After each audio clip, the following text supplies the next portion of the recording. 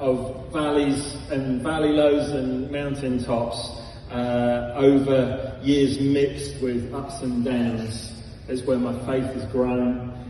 It's where God has given us opportunities, and I want to thank and honour God for the opportunities that I've had over years. Secondly, I want to honour my wife, my beautiful wife Lynn, even though she was a little bit rude to me earlier. But I should tell you that last night, at about midnight, we had a visitor in our room called the Pepper Fairy. And the Pepper Fairy, I don't know whether you've experienced the Pepper Fairy. The Pepper Fairy comes into your room, and while you're sleeping, they just sprinkle pepper around your nose. And I was asleep at the time, but I was aware when I sneezed really loudly because of the Pepper Fairy. It woke me up, and then there was this groan from the other side of the bed. I went back to sleep, hey, but you didn't. No, sorry about that. But yeah, I want to honour 24 years married last week. And I know I'm not easy to live with. I'm just another one of the kids. Also, I know that I'm always wrong. And I never admit that until it's proven. Wherever we go somewhere and then we'll say, oh, we need to leave earlier because there's going to be a queue. There's no queue. I said, there's never going to be a queue. We walk around the corner and there's a really big queue. Yep, sorry. When we're in traffic and there's options of lanes, Lynn will go, you want to go in that lane? And I'm like, no, we will stay in this lane as that lane's just going faster and faster. Yeah, wherever we go, whatever we do, I'm sorry because I'm always wrong. But anyway, I honour you. Thank you for being my wife. Thank you for saying yes 24 years ago. And you saw what I looked like, hey, with crazy hair. That's another story. But yeah, for you being my wife, for my family of seven, I have to be careful how I say this because I don't want you to get it the wrong way around.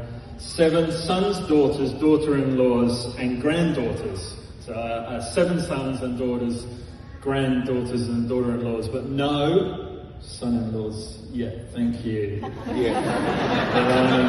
Not yet. But also I want to acknowledge and I want to honour this house. I want to honour God, honour my family, honour this house.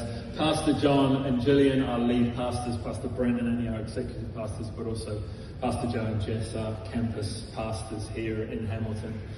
5 years ago, God called us to Arise in Hamilton from the other side of the world. And we'd never heard of Arise, but within a week, we had it spoken over us. We had met Pastor John in London. And then 4.5 years ago, we moved to Hamilton and we stepped into this house. And this was the first place we stepped into. And God's been faithful to us.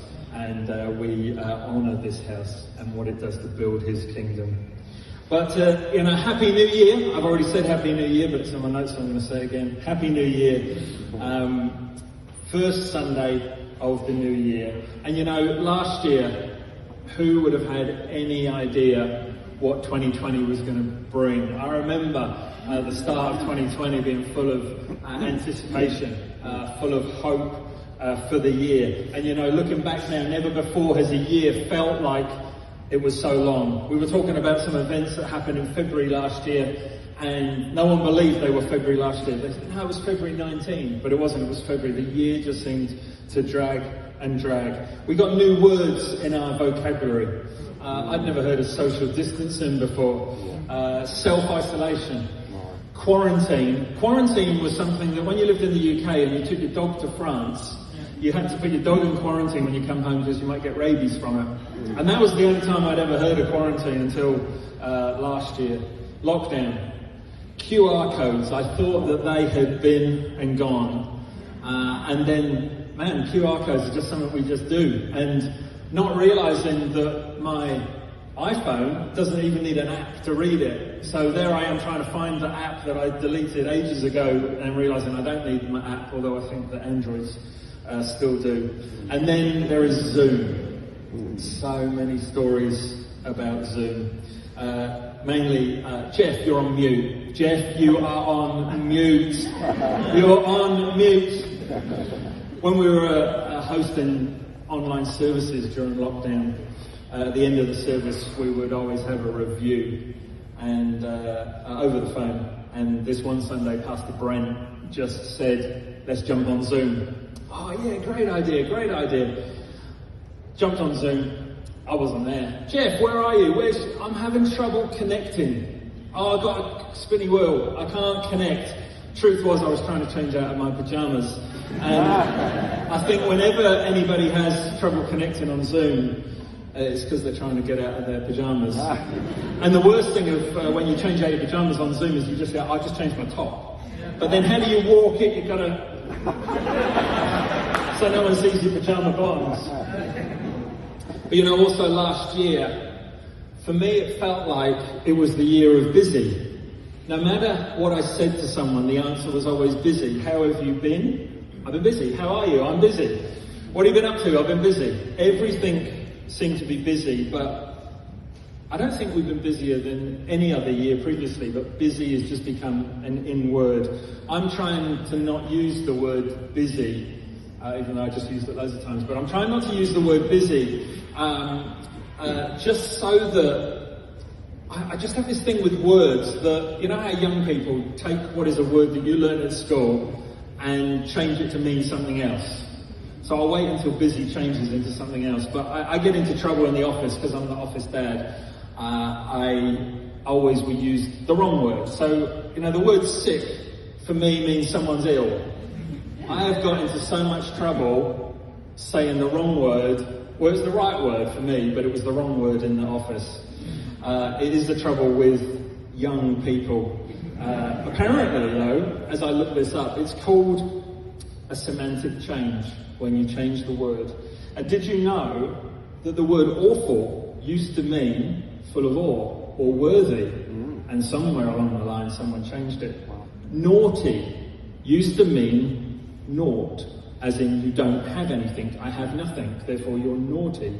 But now we've changed it. Words changed, semantic change. I look forward to semantic changes in our words.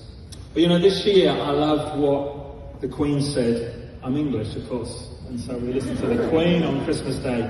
But I love what the Queen said in her Christmas message about 2020.